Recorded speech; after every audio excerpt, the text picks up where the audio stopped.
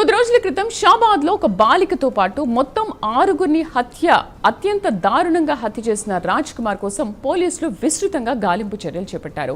రాష్ట్ర వ్యాప్తంగా అలర్ట్ జారీ చేసి ప్రత్యేక బృందాలు అతని కోసం వెతికాయి. అయితే చివరికి మేనమామ ఊర్లోనే అతను అనుమానాస్పద స్థితిలో మృతి చెందడం కేసుకు కొత్త ప్రశ్నలను లేవనెత్తుతోంది. రాజ్ కుమార్ నిజంగానే విషం తాగి ఆత్మహత్య చేసుకున్నాడా, లేక ఈ ఘటన వెనుక మరేదైనా కోణం ఉందా? అతను ఆత్మహత్యకు ముందు ఎవరినైనా కలిశాడా? ఘటనా స్థలానికి ఎలా చేరుకున్నాడు అనే అంశాలపై పోలీసులు అన్ని కోణాల్లో విచారణ చేస్తున్నారు. పోస్ట్ మార్టం నివేదిక, ఫోరెన్సిక్ పరీక్షల అనంతరం మరిన్ని వివరాలు వెలుగులోకి వచ్చే అవకాశం ఉంది. ఈ ఘటనతో షాబాద్ సామూహిక హత్యల కేసులో నిందితుడి ప్రాణాలు పోయినా ఆ హత్యల వెనుక ఉన్న పూర్తి కారణాలు, సంఘటనల క్రమం, అతని మానసిక పరిస్థితి వంటి అంశాలపై దర్యాప్తు కొనసాగనుంది. ఈ కేసుకు సంబంధించిన పూర్తి నిజాలు వెలుగులోకి రావాల్సి ఉంది. మరింత సమాచారం కరెస్పాండెంట్ అజీం అందిస్తారు. అజీం, అసలు షాబాద్ కిల్లర్ కేసులో చాలా ఆసక్తికరమైన విషయాలు ఒక్కొక్కటిగా బయటకు వస్తున్నాయి. భార్యను కూడా చాలా సార్లు చంపేస్తానంటూ కూడా బెదిరించినట్టుగా చెప్తున్నారు. అంటే ఎందుకు 6గురిని ఒకే రోజు చంపాలని ఇది నా ప్లాన్ ప్రకారం జరిగింది అనుకోవాలా?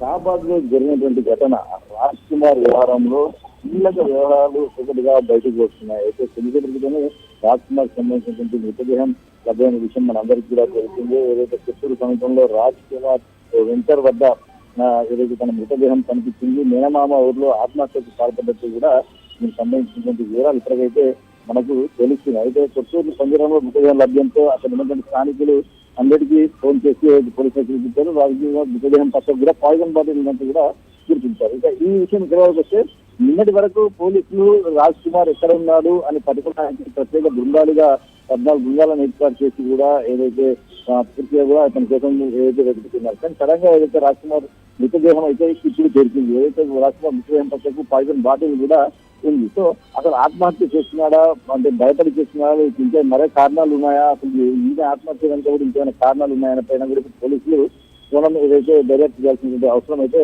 నడుస్తుంది. ఈ అన్ని అంశాలు తెలియాలంటే కూడా రాజ్ కుమార్ బాడీ ఏదైతే పోస్ట్ మార్టం తర్వాత ఫోరెన్సిక్ ల్యాబ్ వెళ్ళిన తర్వాత ఇవన్నీ సంబంధించిన విషయాలన్నీ కూడా బయటకు వచ్చేటువంటి అవకాశం ఉంటుంది. ఇక మరోసారి మీరు అడిగినప్పుడు రాజ్ కుమార్ సంబంధించినటువంటి వ్యక్తిగత వ్యవహారం గురించి మనం మాట్లాడుకున్నట్టయితే పోలీసులు ఇటీవలే రాజ్ కుమార్ సంబంధించినటువంటి ఏదైతే 6గురిని హత్య చేసిన తర్వాత అసలు రాజ్ కుమార్ వ్యవహార శైలి ఎలా ఉండేదనే దానిపైన కూడా ఏదైతే విచారణ చేశారు. దీంట్లో మనం చూసినట్టయితే భార్యతో విడాకులు ఇవ్వమని అడిగినందుకు కారణంతో నిందితుడు రాజ్ కుమార్ తన భార్య 2 పిల్లల్ని హత్య చేశాడు అని చేసినట్టు కూడా పోలీసుల విచారణలో కూడా మనకు తేలినట్టు కూడా తెలిసింది. రాజ్ కుమార్ ఇప్పుడు ఉన్నటువంటి సరితం ధ్యానం చేసిన సమయంలో కూడా ఇంటర్మీడియట్ చదివే సమయంలో సరిత దగ్గరకు ట్యూషన్ పెట్టించడానికి వెళ్ళాడు. ప్రేమ పేరుతో ఆమెను వేధించడం మొదలు పెట్టాడు. తనకంటే కూడా 6 ఏళ్ళు పెద్దది అయినా సరే 2018లో ఏదైతే పెళ్లి చేస్తున్నారు, సో డ్రైవింగ్ చేసి జీవనం సాగించారు. రాజ్ కుమార్ కి బెట్టింగ్లు, జూదం వంటి వ్యసనాలు, బానిసకు గురయ్యాడు. సో ఆ పైసలు ఎప్పుడు వచ్చినా బెట్టింగ్ పెట్టడము, ఇలా జూదం ఆడము, తాగడము, ఒకవేళ ఆస్తులు ఉంటే ఆస్తులు పొలాలు అమ్ముకోవడము,